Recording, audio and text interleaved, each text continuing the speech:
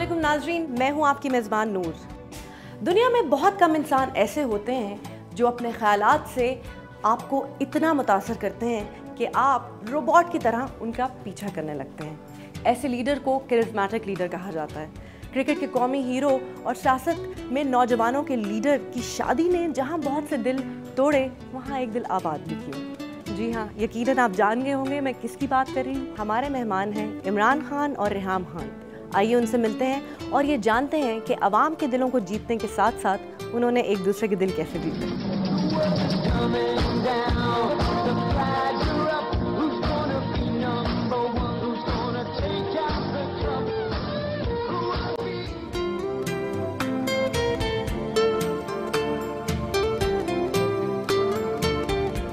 So beautiful, माशाल्लाह। सुबह सुबह इतनी खूबसूरत लग रही है। सुबह सुबह आपको दिखाते हैं कि हम क्या करते हैं। जी चलिए। आइए।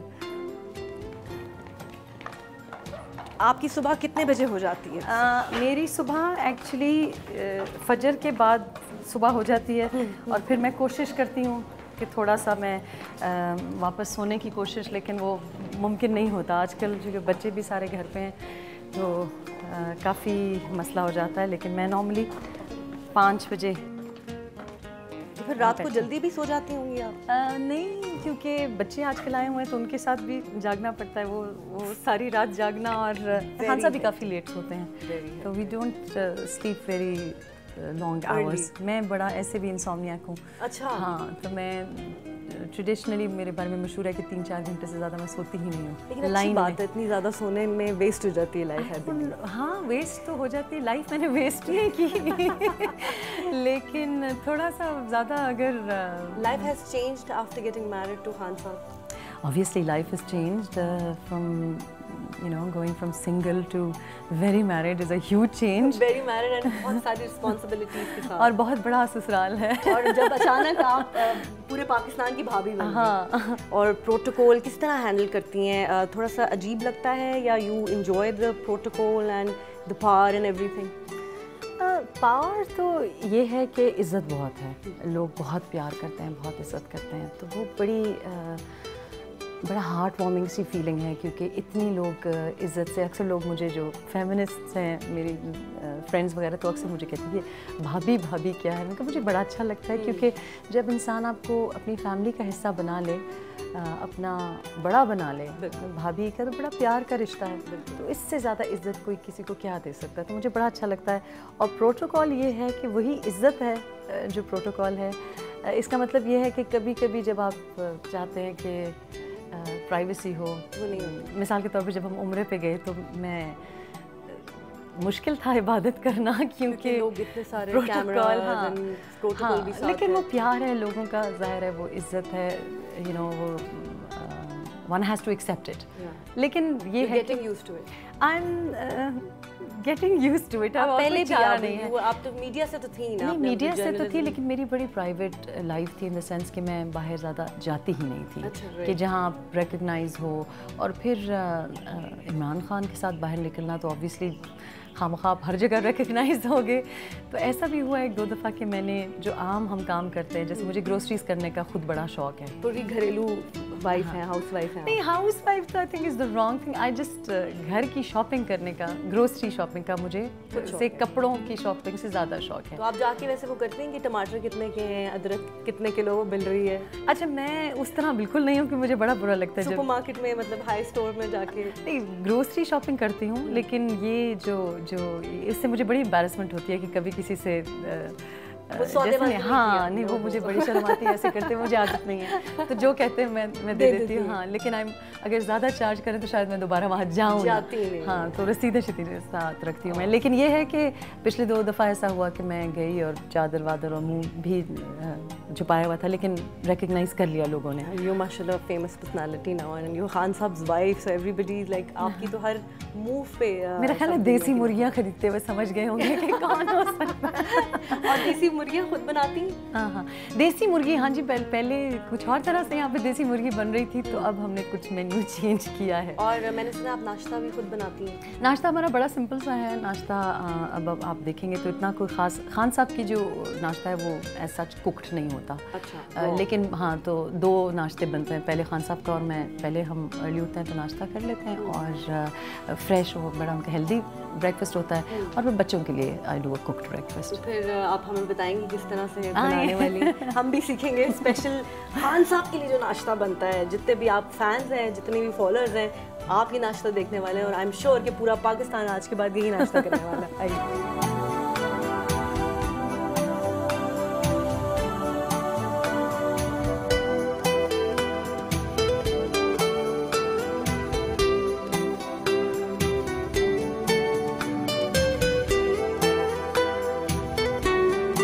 हम आ चुके हैं रेहान के किचन में, और इतना खूबसूरत खुशबू आ रही है, मज़ेदार और हेल्दी चीज़ें नज़र आ रही हैं इस वक्त। ये मुझे लगता है कैरेट जूस है। हाँ जी, कैरेट जूस है, सुबह के वक्त हेल्दी फ्रेश। रेहान, ये आप क्या धो रही हैं? ये चॉपिंग बोर्ड है, इसलिए क्योंकि सबसे बड़ी तब्दीली जो मेरी लाइफ में ये आई कि I came to a bachelor pad जहाँ पे सफाई का बिल्कुल कोई, और ये इतना बड़ा घर आपने कैसे साफ किया? अच्छा, इतना बड़ा नहीं है जितना बड़ा लगता है, एक्चुअली बड़ा नहीं है, it's spread out like that, बड़ा नहीं है क्योंकि कमरे काफ़ी कम हैं, लेकिन ये है कि पुराने स्टाइल की तरह बना हुआ है, तो we have a lot of like ऊंची सीलिंग्स, और तो ज़ाहिर है सफाई ज़रा मुश्किल होती है सफाई। तो कितने दिन लगे आखिर हर चीज़ को? 6 महीने तो मुझे अभी भी, मैं सफाई से वो, लेकिन ये है कि कुछ इसमें स्ट्रक्चरल फ्लॉज भी थे, तो वो ठीक करने में भी बड़ा टाइम लगा, क्योंकि छतें भी काफ़ी ऊंची हैं, फिर वाटर प्रूफिंग करानी पड़ी, तो उसमें काफ़ी टाइम लगा। मतलब आके आपने पूरी घर गृहस्थी संभाल ली कि अब now I am going to take care of everything. अच्छा, मैं ऐसे भी OCD हूँ बहुत ज़्यादा। अच्छा, मुझे ये होता है कि सफाई पसंद, हाँ, टिच टैच होना चाहिए। भी सफाई पसंद है, लेकिन ये है कि वो उनको इतने अरसे उन्होंने हर चीज़ को छोड़ा हुआ था, उन्होंने बिल्कुल वो कोई बैचलर लाइफ भी, और दूसरा अगर कोई उनको हर चीज़ पता होती है लेकिन किसी को तंग नहीं करते, तो किसी को तंग नहीं करेंगे कि ये कर दो या गर्म खाना दे दो, बड़े ही is a very non fussy kind of person. I can feel the love, बातों में मोहब्बत झलक रही है। ये क्वेश्चन ऐसे खान साहब के साथ में करना चाहती थी आपसे, लेकिन नहीं मिलेगा। लव एट फर्स्ट साइट था या मतलब कैसे मोहब्बत? I think we are very old कि लव एट फर्स्ट साइट हो, it has to be love at first argument, I think, क्योंकि आर्ग्यूमेंट। अच्छा, you had an argument with him? I had an argument about him, about post interview I had an argument, और वो फिर उसका मुझे उन्होंने remind किया 4 महीने बाद। When I next met him, तो उनको वो शायद बात दिल पे लगी थी, तो ही मेंशन्ड इट कि ये मैंने कुछ सियासत के बारे में बात की थी मुझे जी, तो उन्होंने मुझे कहा कि इतना लोग तनकीद करते हैं, तो आप जैसे लोगों को चाहिए कि ज्वाइन कर लें, तनकीद ना करें। तो मैंने आगे से कुछ मिसाल उनको दी कि जिन्होंने ज्वाइन किया है उनका क्या हाल हुआ है। बट 4 महीने बाद कहीं मेरी मुलाकात हुई और उन्होंने मुझे रिमाइंड किया कि एक्चुअली इसलिए क्योंकि आप जैसे जो शरीफ साफ लोग होते हैं ना, वो अपने हाथ गंदे नहीं करना चाहते, कुर्बानी नहीं देना चाहते, तो वो वो रखते हैं दिल में बात, and he came out with it 4 months, right. अच्छा जी, ये क्या, ये अच्छा, बताएं क्या है? ये अब मैं आपको बताऊं, ये बड़ी इंटरेस्टिंग चीज़ है। ये तो खैर रात को बना हुआ है जी। ये पहले जब मैं नहीं थी यहाँ पे तो भैंस का दूध इस्तेमाल होता था। अब हमने लो फैट बकरी का दूध इस्तेमाल किया, और ये होममेड योगर्ट है, ठीक है, और ये बड़ा लो फैट योगर्ट, आप देखेंगे बिल्कुल सेट भी नहीं होता क्योंकि इट्स वेरी लो फैट। और साथ सुबह खान साहब आम इंसिस्ट करते हैं, फिर हम कैरेट जूस स्मगल इन कर लेते हैं। कैरेट इज ऑब्वियसली हेल्दी, लेकिन he has a uncooked breakfast. मतलब मैं बनाती हूँ ऑमलेट और या फ्राइड एग, पहले खाते थे, अब बिल्कुल फ्रेश चीज़ें, हाँ फ्रेश चीज़ें खाते हैं, और साथ थोड़ा सा एक अब मैंने काब थोड़ा सा इंट्रोड्यूस कराया। Generally he will only have 2 अंडे खाएंगे। अच्छा, मतलब डाइट का बहुत ख्याल रखते हैं अपनी? डाइट का भी ख्याल रखते हैं, और दूसरा देसी चीज़ें, मतलब हमारे जो चीज़ें वो इस्तेमाल करते हैं, देसी अंडे, ऑर्गेनिक चीज़ें इस्तेमाल करते हैं। तो पहली दफ़ा आपने क्या बनाया था उनके लिए? पहली दफ़ा मैंने थाई फूड बनाया था, उनको थाई फूड पसंद है, थाई सूप पसंद करते हैं, और कोकोनट मिल्क में तो आप पसंद करते हैं। की उन्होंने कॉम्प्लीमेंट्स बिल्कुल भी नहीं। अच्छा, मतलब कॉम्प्लीमेंट हस्बैंड चुप करके खा लिया, और आप काफ़ी देर वेट करती रही? हाँ, अगर उनको कह दें कि आप ये खा लें तो फिर नहीं खाते, उनके सामने रख देना पड़ता है, फिर माशाल्लाह ठीक ठाक इंसाफ करेंगे। लेकिन अगर आप पूछ लें कि आपने कबाब खाने हैं तो कहेंगे नहीं, मैंने नहीं खाना। तो बच्चों की तरह, जैसे बच्चों को नहीं आप बस रख देते हैं और जेंटली। फेवरेट डिश कौन सी? फेवरेट डिश थाई फूड ही पसंद करता है, और अब मेरे साथ सुशी बहुत खा रहे हैं। लेकिन देसी खानों में एक्चुअली हमारी टेस्ट बड़ी सिमिलर, हलीम बड़ा पसंद करते हैं और मटन कढ़ाई पेशावरी स्टाइल। चले जी, खान साहब के जो फैन हैं, ये नाश्ता है खान साहब का, आप देख लें अभी आप और आज से आपने यही नाश्ता करना है। चले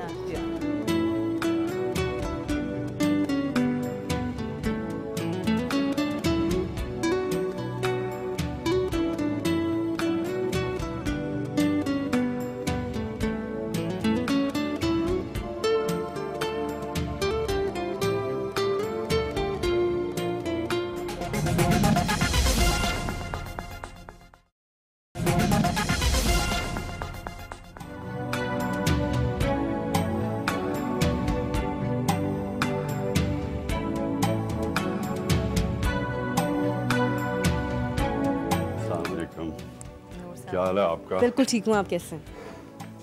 आपका सुना तो हुआ है बहुत।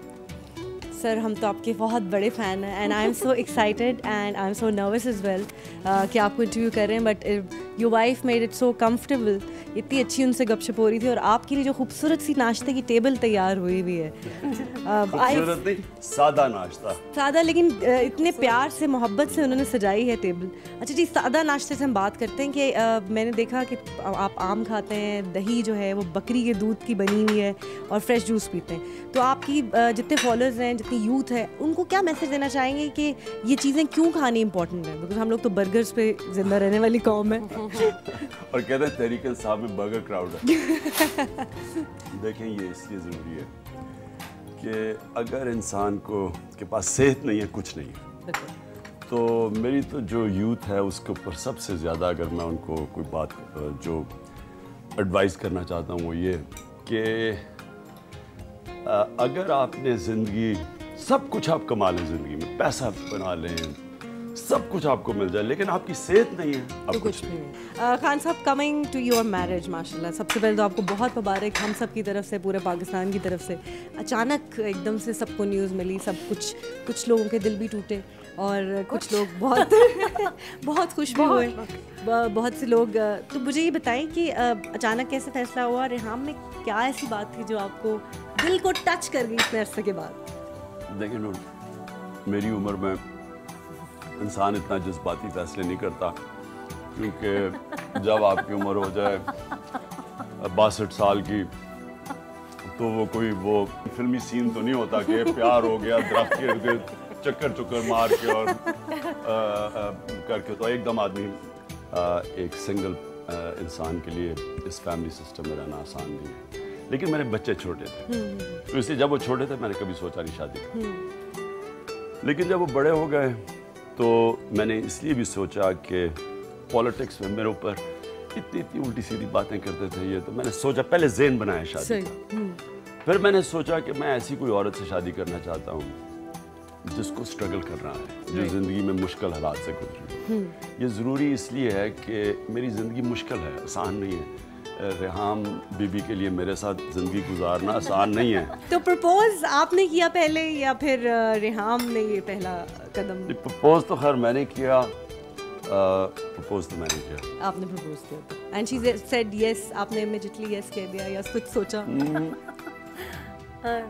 मौका नहीं दिया आपने? भूल गए। मैं भूल गया क्या हुआ था। बुलाना चाहते हैं। नहीं, मेरे भाई ने मुझे, बड़े हैं मुझसे जी, तो उन्होंने तो साफ इनकार कर दिया। उन्होंने कहा कि आप क्या करने जा रही हैं, किसी से निकाह कर लें, इनसे ना करें। Are you serious? हाँ, क्योंकि उनकी बात सही, जो जैसे खान साहब कह रहे हैं, देखें जो भी फैमिली होती है बड़ी प्रोटेक्टिव होती है, तो उनका मतलब था कि देखें इतना एक सेलिब्रिटी स्टेटस, फिर ऊपर से एक पॉलिटिकल लीडर फॉलोइंग, तो इतने लोग होंगे, यही बात कि लोग अजीब अजीब किस्म की बातें करेंगे। तो ये सर कि तुम अच्छी इज़्ज़तदार ज़िंदगी गुजार रही हो, you know, do you really want to do this, ये सब इनके तुम्हारे पीछे पड़ जाएंगे।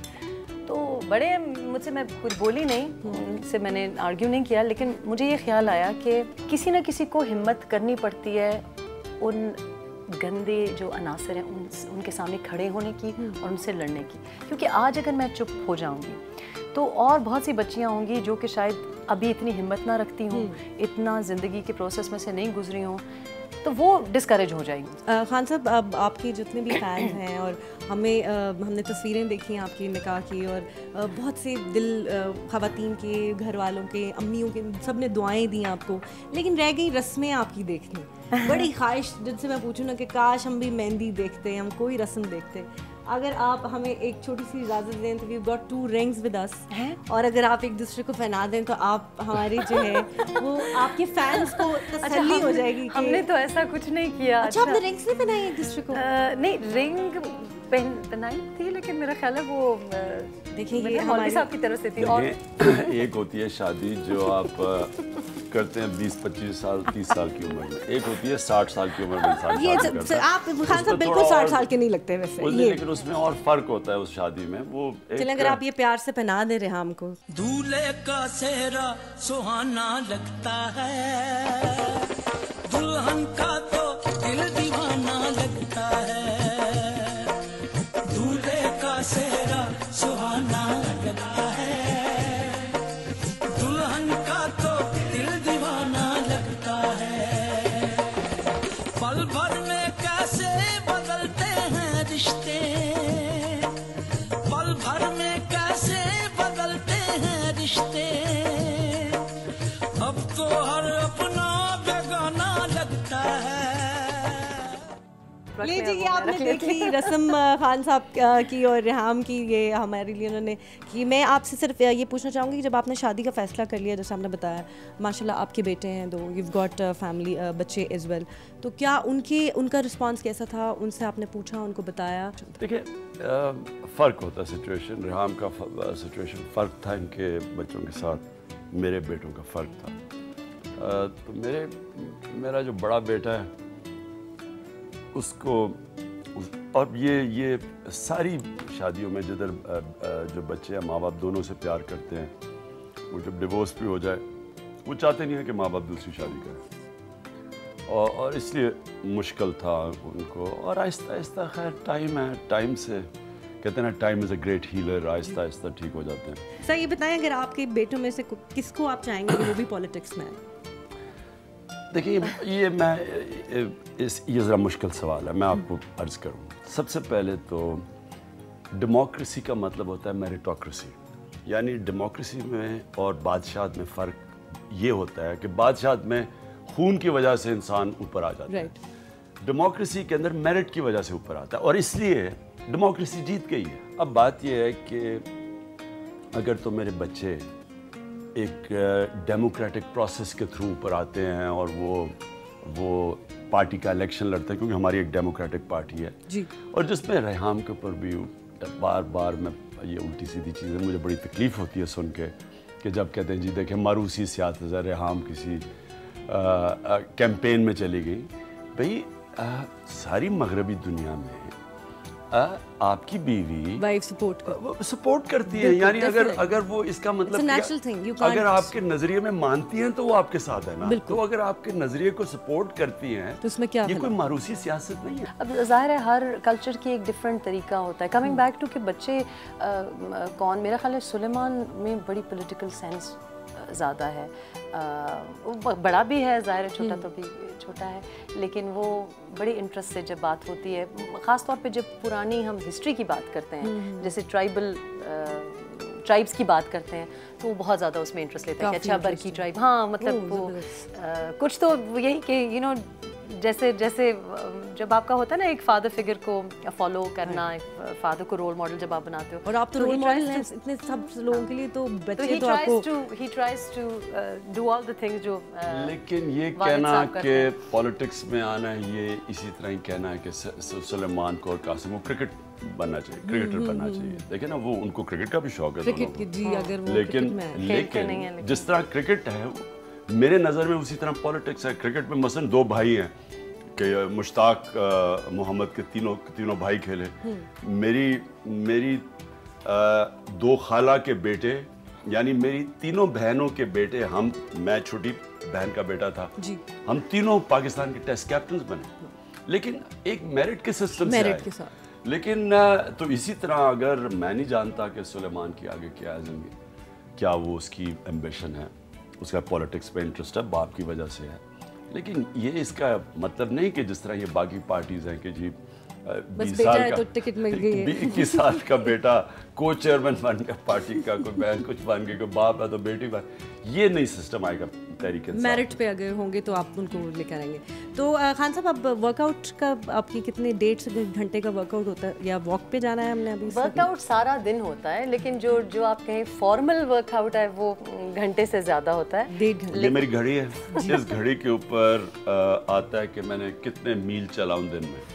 ओके। तो मेरा कम से कम टोटल बनता है दिन में 8 से 10 मील। मेरी एक्सरसाइज के 2 पहलू हैं। एक है सुबह उठ के, ये जो मेरी ब्लैकबेरी है ना जी, ये मेरा एक वॉकिंग ऑफिस है। इससे पहले सुबह का 1 घंटा मैं वॉक करता हूँ और इसमें से मुझे मसलन 8 इश्यूज आ जाते हैं मेरे सामने कि ये 8 इश्यूज हैं। उन इश्यूज को फिर मैं सोचता हूँ किसको प्रायोरिटी देनी वगैरह वगैरह। तो 1 घंटा वॉक करता हूँ, सिर्फ एक अपने जहन को रिलैक्स करके सोचना कि मैंने करना क्या है, दिन में क्या क्या चीज़ें करनी है, प्लान करता हूँ। तो एक तो वॉक होती है मेरी 1 घंटा। और ये मैं ये है मेरे ये वेट्स हैं पैर में, वेट्स भी आपने पहने हुए हैं। हाँ, तो वेट्स लगा के वॉक करता हूँ, तो वो एक एक्सरसाइज है। उसके बाद मैं आधे घंटे से 40 मिनट जिम के अंदर वर्कआउट करता हूँ। उसके बाद फिर मेरा दिन शुरू होता है। हम दोनों का वैसे यही हाल है क्योंकि काफी देर से हमारे साथ बैठे हुए हैं, बड़ी देर से बैठे हुए चलना चाहिए ताकि इनके साथ हम भी देखेंगे कितनी वॉक होती है।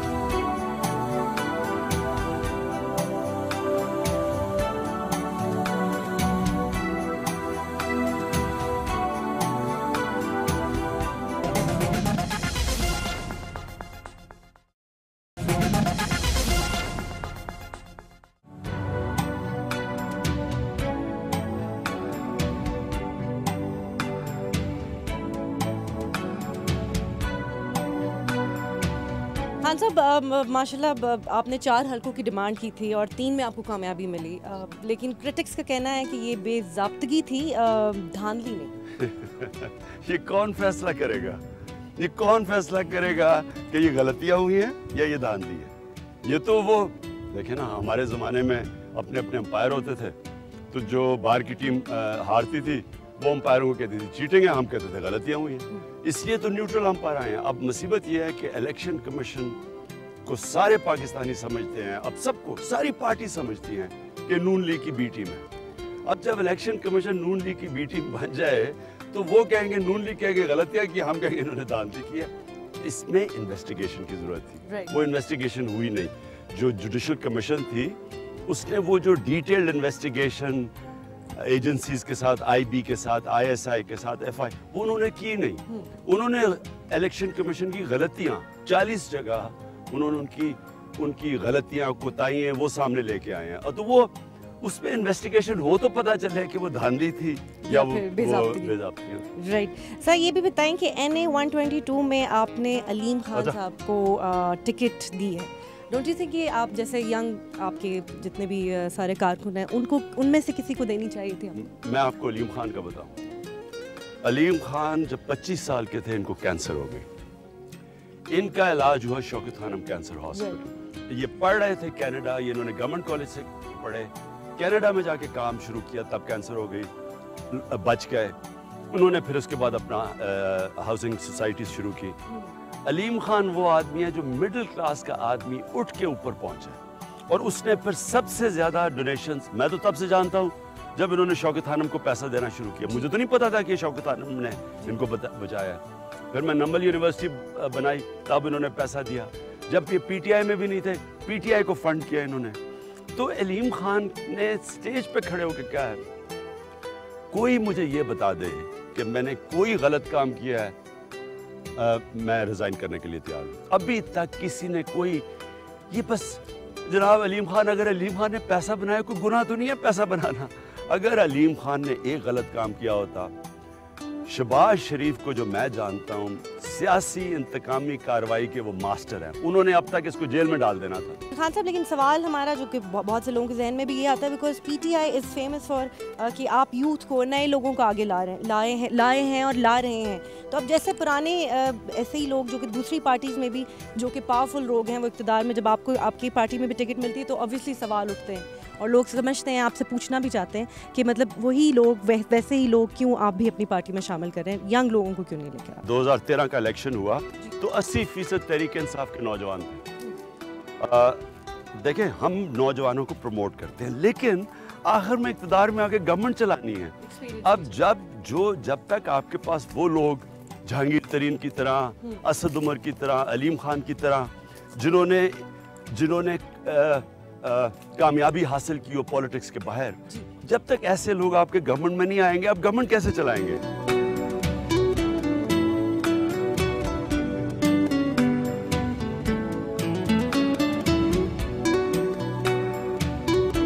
ये जो सब है ना, यहाँ कोई दरख्त नहीं था, झाड़ियाँ थी। ये सारा जो जंगल है ये मैंने उगाया।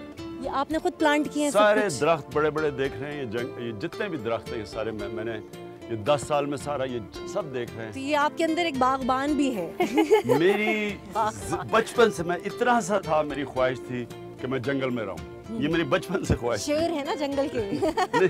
नहीं ये नहीं, मुझे जानवर पसंद हैं, दरख्त, माहौलियात पसंद है, नेचर। अभी आपका घर भी जैसे पहाड़ी के ऊपर है, तो आपको I think you are in love with nature और कुदरती चीजें जो है वो ज्यादा। जब मैं यहाँ आया, यहाँ कुछ भी नहीं था, कुछ भी नहीं था, सिर्फ झाड़ियाँ थी चारों तरफ, नीचे कोई घर घुर नहीं थे। ये यहाँ से आपको घर दिखाई देता था, पुरानी आप फोटोज देखे तो अभी देखो अब घर नहीं दिखाई देता, ये सारा कितना अच्छा आपको लगता होगा। ये तो आपको अपने बच्चे जैसे लगता होगा ना, खुद ही आपने प्लांट्स किए हैं और आप माशाल्लाह इतने बड़े बड़े ट्रीज हो गए हैं। अगर मैं पॉलिटिक्स में ना हूँ, मैं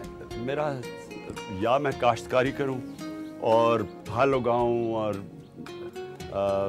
जंगलात में रहूँ, माहौलियात के लिए, पुख्तूनख्वा को बदलने के लिए 1 अरब दरख्त इंशाल्लाह अगले 3 साल में उगेंगे। तो खान साहब शिकार का भी शौक रखते हैं? शिकार का था, पॉलिटिक्स ने मेरा शिकार का शौक ही खत्म कर दिया।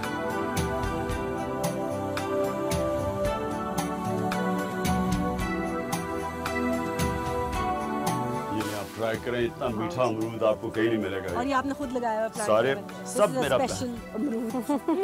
स्पेशल अमरूद, इंसाफ अमरूद है ना। हाँ सब, अगर मैं इसमें आपके ऑटोग्राफ ले लूँ ना, तो काफी महंगा बिक जाएगा।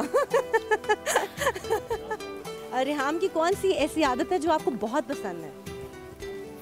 सियासी औरत है।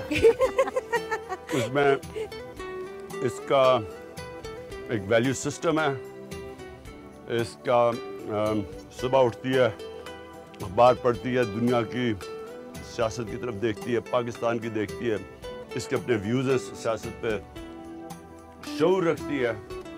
मैं आपको बताऊं, दुनिया की खूबसूरत से खूबसूरत औरत हो जिसको ये फिक्र ही ना हो कि माशरे में क्या हो रहा है, क्या जुल्म हो रहा है, लोग मर रहे हैं, सिर्फ जी मैं महंगे महंगे कपड़े पहन लूँ और मैं हैंडबैग रख लूँ। मुझे नफरत है ऐसी औरतों से, चाहे जितनी मर्जी खूबसूरत हो। जी, तो इसका मतलब है हैंडबैग्स और महंगी महंगी चीज़ों का शौक रेहाम को नहीं है। अगर है भी तो मेरे सामने ये बात नहीं करती। और अगर रेहाम मुझे कहे कि जी मुझे 10 लाख का बैग ले दो, तो मैं इसको तलाक दे दूँ। मैं वो पैसे किसी गरीब आदमी को दूं। 10 करोड़ लोग जिस मुल्क में भूखे मरे हैं, वहाँ कोई औरत 10 लाख का बैग मांगे, मैं कहूँ चल तुम मेरे काबिल नहीं हो। तो ये अब इसका मतलब खान साहब ने तो अब ये ऐलान कर दिया हो कि ब्रेकिंग न्यूज़ दे दी। हाँ। लेकिन कोई मुंह दिखाई आपको क्या दी थी? मुंह दिखाई, सब्जी तो नहीं पकड़ा दी आपको? नहीं, मुझे एक दफा इसने कहा कि तुमने मुझे कोई प्रेजेंट ही नहीं दिया। मैंने कहा मैं शॉपिंग करूं तो प्रेजेंट दूं ना इसे। मैंने अपने लिए आखिरी दफा कपड़े 20 साल पहले खरीदे थे। That's true. तो अब आप शॉपिंग करती हैं? अब मैं शॉपिंग करती हूँ। मैं I am not very good at shopping my self. अब मैंने किसी की ड्यूटी लगाई हुई है, लेकिन ये है कि अब हम कपड़े खरीद रहे हैं खान साहब के। आपको अगर हम खान साहब की कौन सी एक आदत है जो आप बदलना चाहेंगी? इनमें खुद बुराई नहीं है तो औरों की बुराई इनको नजर नहीं आती। इनोसेंट है ना दिल से? नहीं, इनोसेंट नहीं है, जानते हैं, दिखाई देता है उनको, लेकिन माफ करने वाले हैं, और ये बड़ी अच्छी बात है, पॉजिटिव बात। ये बड़ी पॉजिटिव बात है। लेकिन कभी कभी जब मुल्क के इंटरेस्ट हो वहाँ बहुत ज्यादा माफ ना किया करे। मेरा दो किस्म के इंसान हैं। एक किस्म का इंसान वो है जो इंसान की सिर्फ बुराई देखता है। उसकी शक्ल के ऊपर आप देखेंगे कि मायूसी, क्या मैं कहूँ, बदकिस्मती उसकी शक्ल के ऊपर आई होती है। लेकिन एक जो पॉजिटिव इंसान होते हैं, लोगों में अच्छाई देखते हैं। ये बहुत ज़रूरी है कि आप इंसानों के अंदर अच्छाइयाँ देखें, उनके अंदर, और कोशिश करें कि उनकी अच्छाइयों को ऊपर उठाएं और बुराइयों को दबाएं। ऑपोजिशन के लिए भी यही सोच रखते हैं? नहीं, ऑपोजिशन को क्या, अब तनकीद करता हूँ कि आप करप्ट हैं, लोगों का पैसा चोरी कर रहे हैं, पैसा बाहर लेके जा रहे हैं मुल्क से, लोग गरीब होते जा रहे हैं, आप अरबपति हो और आपका पेट ही नहीं भरता। इस मुल्क के अंदर 10 करोड़ लोग 2 वक्त की रोटी नहीं खा सकते, 40% आबादी अपनी पूरी कद पे नहीं पहुंच सकती क्योंकि उनको खुराक नहीं मिलती। तो जब इस मुल्क में वो पैसा लूट के बाहर लेके जाएं तो मैं उनको क्या बुरा नहीं कहूँगा तो क्या कहूँगा, ये तो जुल्म है। लेकिन आप देखिए ना, इंसानियत तो रही नहीं लोगों में। आपके स्टेटमेंट एट टाइम्स, कभी आपके जलसों में भी कुछ ऐसी बातें, आप बस माशाल्लाह आप दिल से जैसे हैं वैसे ही ज़ुबान से भी हैं, तो आप कुछ बोल देते हैं और बड़े लोग उसको बुरा मनाते हैं। तो कभी ऐसा हुआ कि कभी कोई रिग्रेट हुआ हो कि I shouldn't have done this, या मुझे ये नहीं कहना चाहिए था, या मुझे ये करना नहीं चाहिए? इंसान को गुस्से पे कंट्रोल करना चाहिए। एक हदीस है कि ताकतवर आदमी तो वो है जो गुस्से को कंट्रोल कर सके। पहले मैं बिल्कुल ही नहीं कर सकता था। शादी के बाद अब कर रहे हैं। क्रिकेट के दौरान में बड़ी लड़ाई होती थी, आहिस्ता आहिस्ता, और पॉलिटिक्स में और शादी के बाद तो और ज्यादा कंट्रोल कर लिया गुस्से को। हाँ, बिल्कुल। क्योंकि आपका गुजारा हो ही नहीं सकता अगर आपको गुस्सा आ जाए हर चीज। और वो कहते हैं ना कि हर शरीफ आदमी जो है ना वो अपनी बीवी से जरूर डरता है, तो क्या आप डरते हैं रेहान से? देखिए, मैं सोचता हूँ घर आके कि मैं अब इतनी बड़ी लड़ाई लड़ के आया हूँ, क्या मैं एक और महाज खोलना चाहता हूँ घर आके? इंसान, वो एक सेइंग है कि behind every great man there is a woman. घर आए जो बीवी कहेगा जी आप बिल्कुल ठीक कहती हैं, आप जो कहती है ठीक है। अब ना मेरी डिक्शनरी में ही ना नहीं है, जो है आप वहाँ ही है बस। ये कितनी अच्छी टिप दी है खान साहब ने उन सब शौहरों को, अगर ये शोज जो देख रहे हैं, कि अपनी बीवी की इज्जत करें और एक मुहाज जो आप लड़के आ रहे हैं उसके बाद घर में मुहाज ना शुरू करें। लेकिन आप तो वो आदमी है ना जिसे कुछ करना नहीं होता, सारा दिन ऑफिस में बैठ के चाय कप आके तो ऑफिस घर आ गया वापस। एक तो ऐसे भी लोग हैं ना, वो फिर उनके लिए कुछ एक्साइटमेंट चाहिए होती है, वो बीवी से लड़ाई करते हैं। लेकिन जो आदमी कोई सीरियस काम कर रहा हो वो दूसरा महाज नहीं लड़ सकता। Shining in the setting sun like a pearl upon the ocean, come and feel me, oh feel me. Shining in the setting sun like a pearl upon the ocean, come and heal me, come on heal me. जो तू भी मेरा मेरा, तेरा जो इकरार हुआ, तो क्यों ना मैं भी कह दूं, हुआ मुझे भी प्यार हुआ। तेरा होने लगा हूँ, खोने लगा हूँ, जब से मिला हूँ। जी, खान साहब इस वक्त एक्सरसाइज कर रहे हैं और 1 से 1.5 घंटे की उनकी एक्सरसाइज की रूटीन है और बड़ी टफ एक्सरसाइज करते हैं, तो हमने उनको 1 घंटा दे दिया ताकि वो आराम से एक्सरसाइज कर दें। आपको थोड़े से शॉर्ट्स दिखाते हैं कि वो कैसा वर्कआउट करते हैं।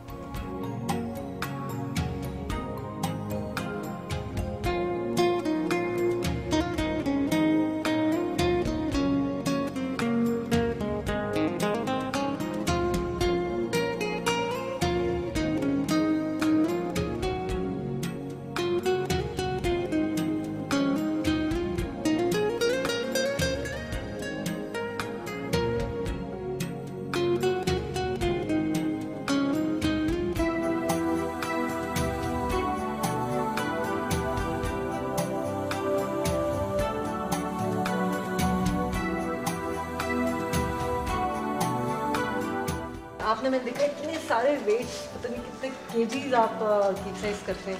रोज की रूटीन है 1.5 घंटा एक्सरसाइज या घंटा? नहीं, वॉक करता हूँ कोई 1 घंटा वेट्स के साथ, लेकिन फिर मैं ये 40 मिनट 1 घंटा, अगर जल्दी हो आधे घंटे में भी कर लेता हूँ, लेकिन अगर मुझे टाइम मिले तो 1 घंटा। तो संडेज को भी ऑफ नहीं एक्सरसाइज? वो वैसे ही ऑफ हो जाते हैं क्योंकि कई दफ़ा पॉलिटिक्स में सुबह कहीं पहुँचना पड़ता है या ट्रैवल कर रहा होता हूँ, तो वो वैसे ही ऑफ हो जाते हैं। लेकिन जब यहाँ होता हूँ हर रोज exercise. Thank you so much.